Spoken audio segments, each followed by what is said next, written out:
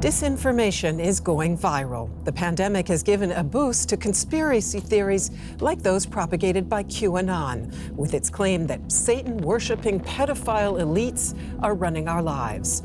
Launched 3 years ago in the U.S., QAnon is spreading to Germany as well. Its adherents joined forces with COVID deniers and right-wing extremists at recent protests in front of the Reichstag.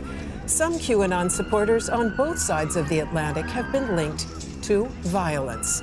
Our title today, QAnon, How Dangerous Are Conspiracy Theories?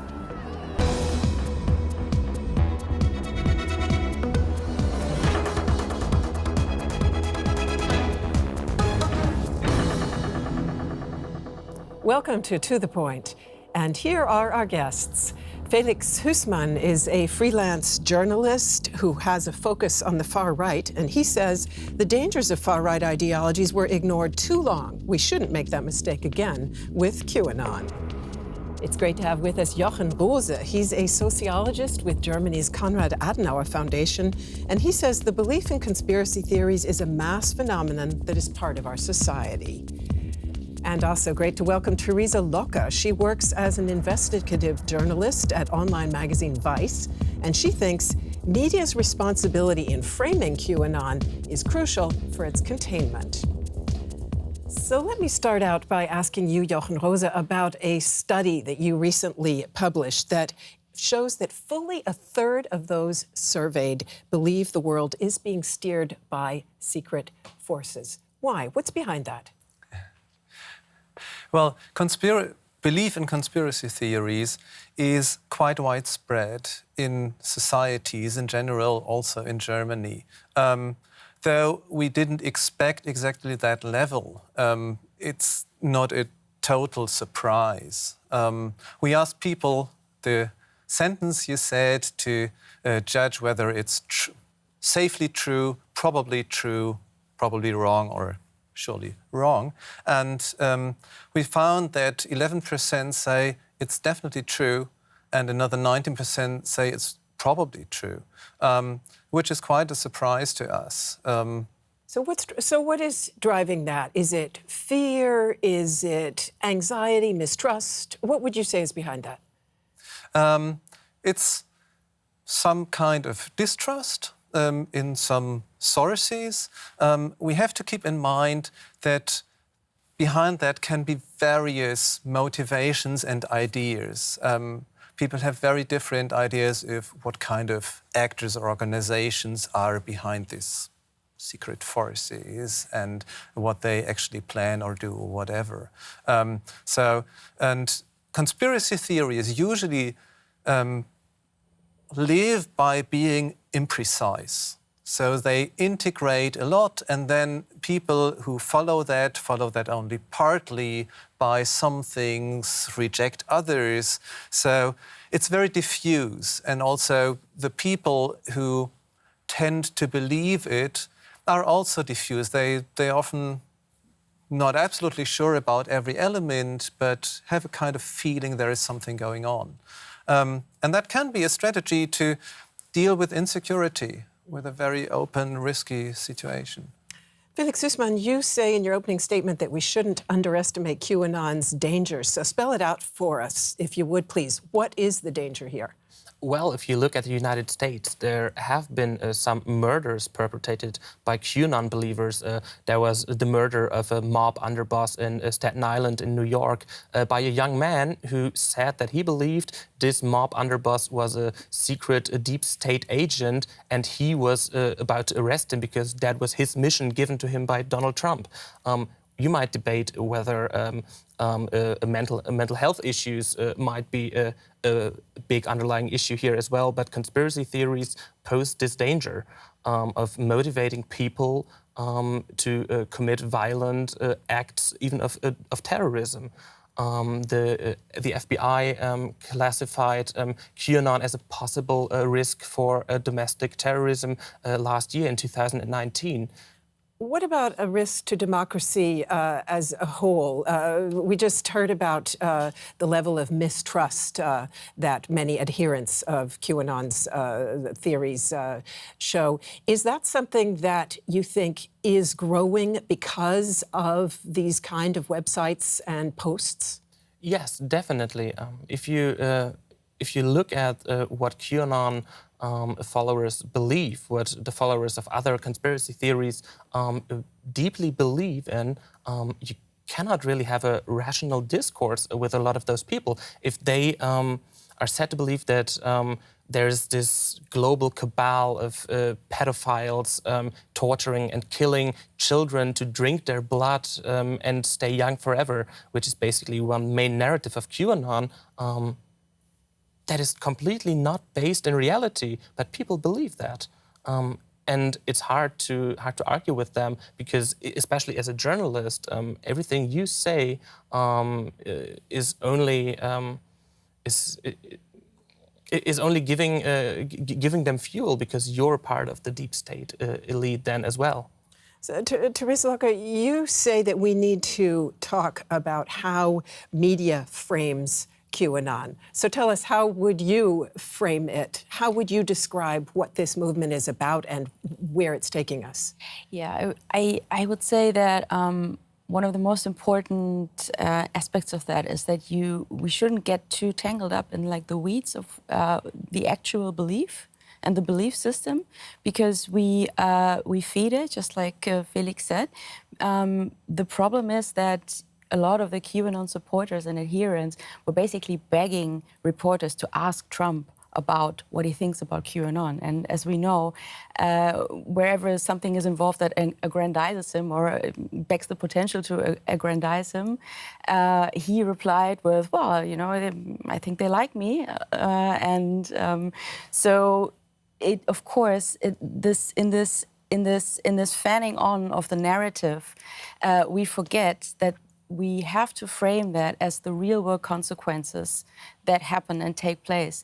And also not only the real-world consequences, but also who is benefiting from this. Exactly. Which kind of groups are benefiting. Let's talk about who's benefiting from this. The three founders of QAnon in November 2017 apparently have made very good money as their posts have risen in the hierarchy of online websites. Is that what's really going on here? Is this simply a commercial business model, at least for some of those who are steering it? I wouldn't say so. I mean, also the media that is basically the platform carrying these things are profiting of it because it's their business model to be focused on attention-seeking media and attention-keeping users.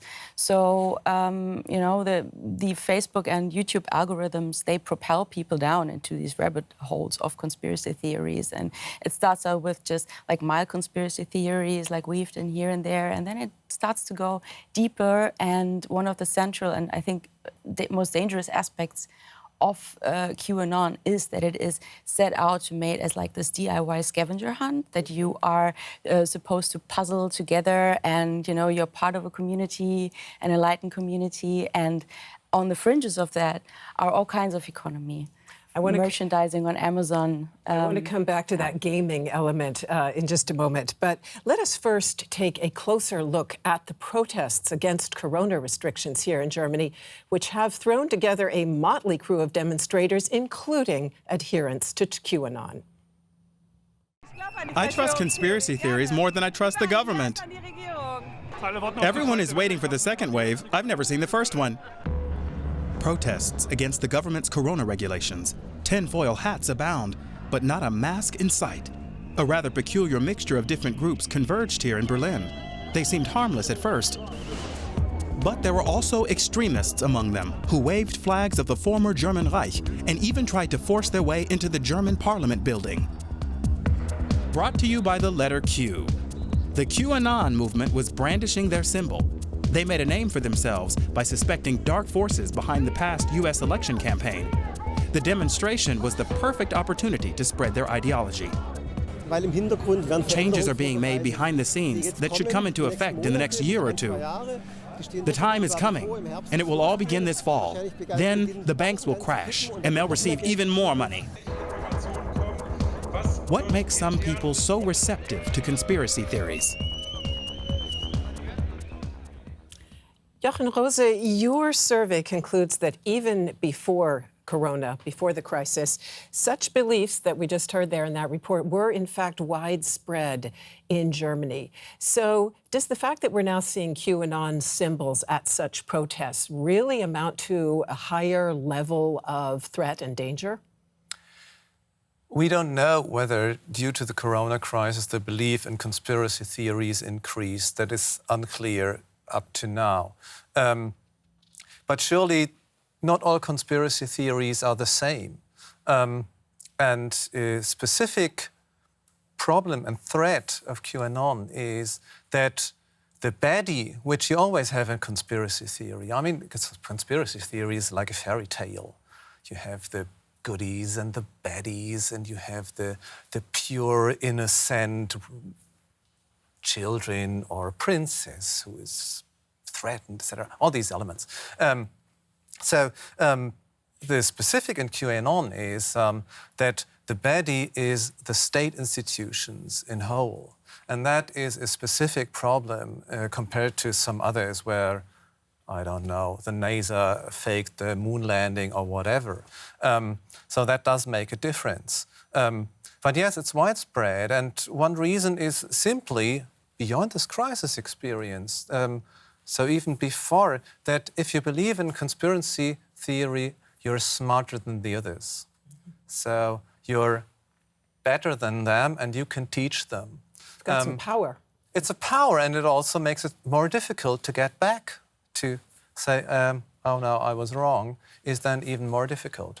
Now, I know that Felix Huesmann has been at some of the protests, and so I wonder if you can tell us a little bit about the alliance that we're seeing there between anti-vaxxers, people who are simply skeptical of COVID restrictions, and then right-wing extremists and supporters of QAnon. What do they have in common? In large parts, the belief in conspiracy theories. Not all believe the really absurd and crazy conspiracy theories like QAnon, but a lot of them believe in anti-vaccine conspiracy theories, for example, that Bill Gates and the Bill and Melinda Gates Foundation are supposed to poison the world with vaccines. That is incredibly widespread in these protests. It is the belief in conspiracy theories and the deep mistrust in the government and in what a lot of them, those protesters, consider society's elites. And where's that coming from?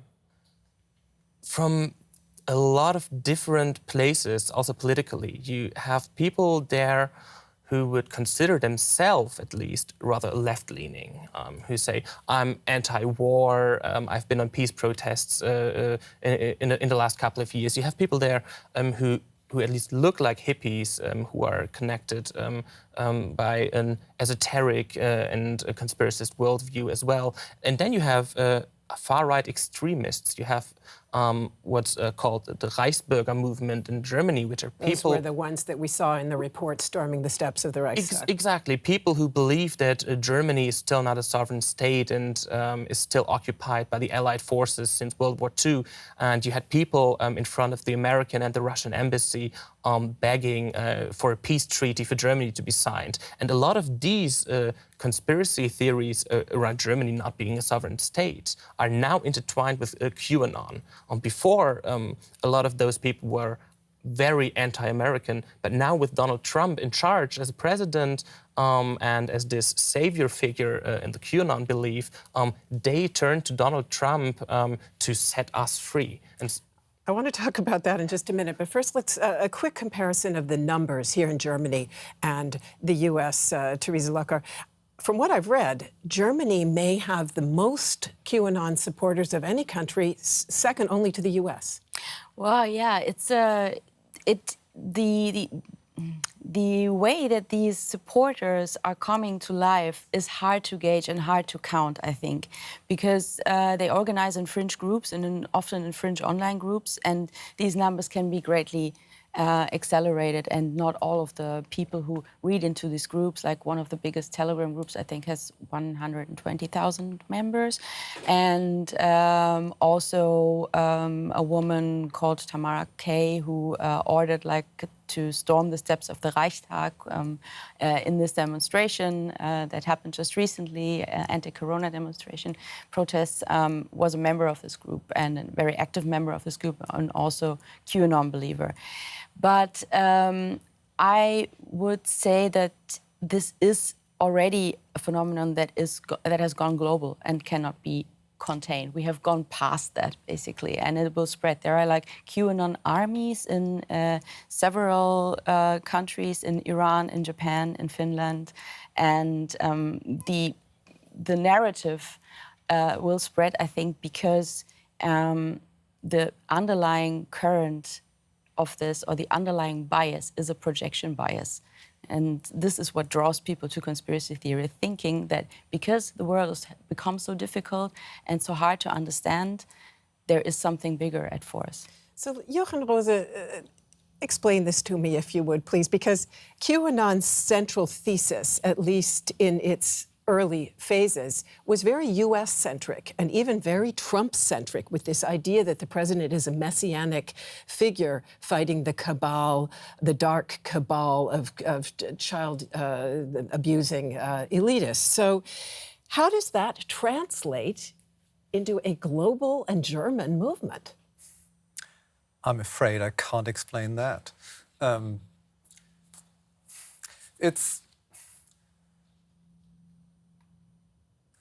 Well, I think one aspect is that you don't have to accept every bit and piece of the theory.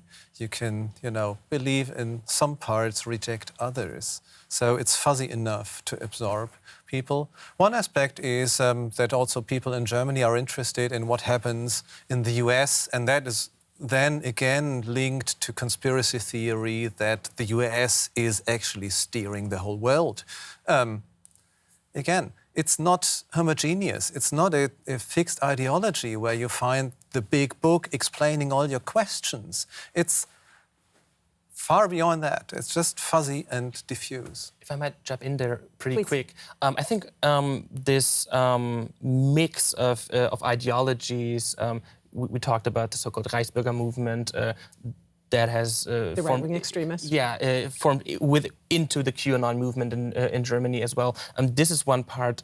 If you talk about this widespread narrative of global pedophile elites murdering children, if you look back in history, especially in German history, you had these anti-Semitic narratives of Jews murdering Christian children. Zion protocols. Yeah, the protocols of the Elders of Zion. You had these anti-Semitic conspiracy theories. And if you look at the early and mid-2000s, you had this kind of satanic panic that happened in the US before, with these widespread narratives of ritualistic, satanistic abuse and killing of children that was never really proven, but still extremely widespread. And this is all coming together in QAnon. And so, Theresa talked about this as being a kind of almost like a video game, but sometimes it sounds like it's almost a religion. Some people compare it to religion. Some people call it a cult. I'm not sure that's completely right, because you don't have these structures with. It's mostly online, so you don't have a leader that is really keeping people in and preventing people from getting out of the cult. But it has cult-like tendencies. That's for sure. It is more than just a conspiracy theory. That's for sure. So, Theresa, President Trump has not exactly tried to squelch the idea that he might be a messianic figure fighting a dark cabal. In fact, he has said that QAnon supporters are good people who love the U.S. That's a quote.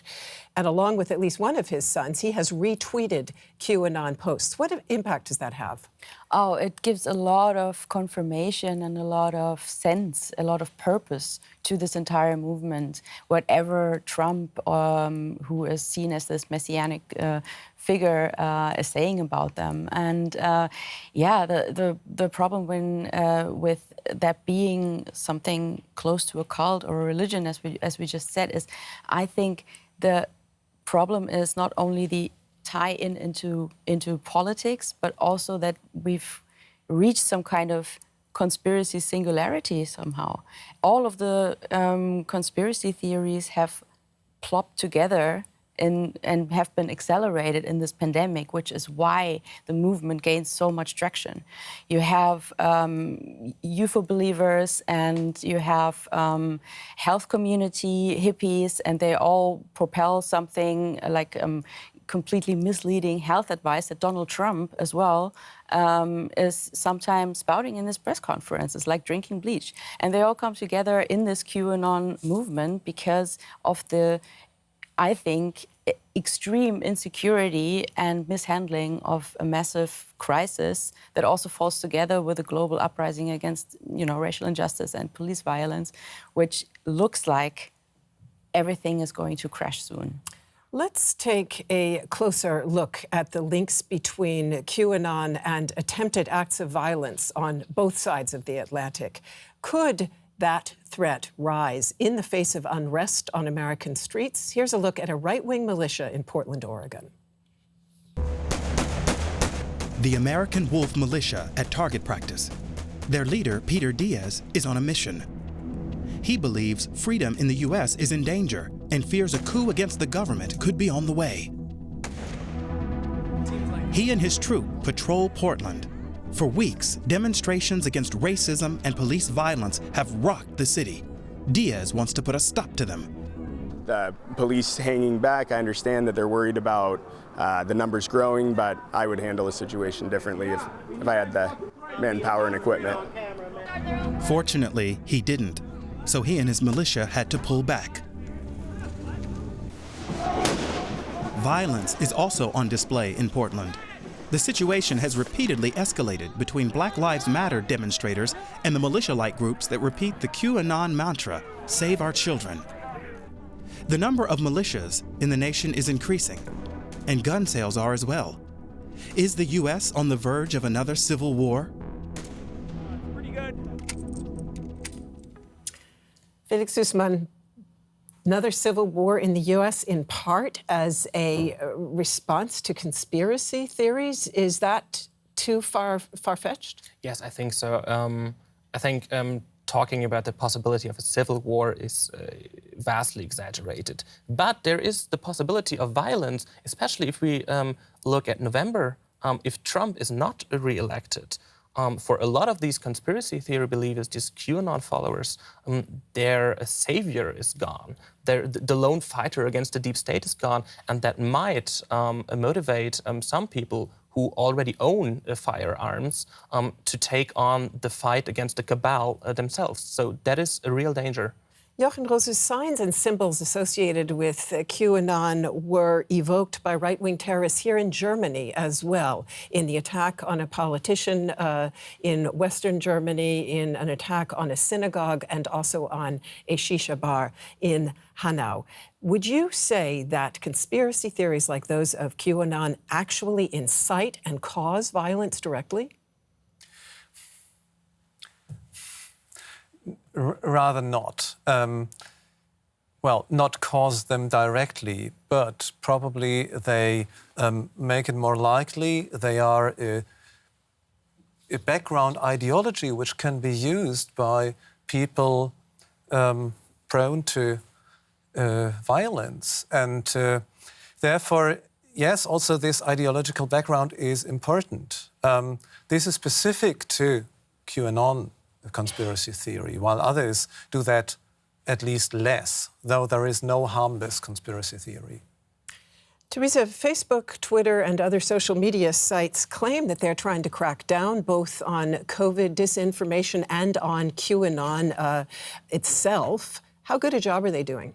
Well, the job they have been doing has mostly been like a little band-aid and not like the cure itself. It's they're cracking down on several groups. Twitter, for example, has also contained the spread of topics connected to QAnon, so they don't trend anymore, which I think is a good measure. But as long as social media is building their business model on time spent on the platform and also on propelling reactionary and aggravating content, and incentivizing that you are reacting to that content and then taking you down the rabbit hole even deeper, that business model is prone to spread this misinformation even more. And just very briefly, if you would, are we in the mainstream media, at least at times, inadvertently giving conspiracy theories a boost by driving more attention to them? It depends on the framing, in my opinion. We have to talk about them because they are a real danger to democracy, and because they have a dehumanizing foundation, they also can lead to violence. But we shouldn't just be caught up in exploring them even deeper. Jochen Roose, one sentence, if you would. Our title asks how dangerous these theories are. Is the danger growing? Maybe. We know very little. They are especially dangerous in polarized societies. Felix Huesmann? I would say yes, it is growing, especially in the pandemic. We see more and more people spreading these theories, so yes. Thank you very much to all of you for being with us today, and thanks to all of you for tuning in. See you soon.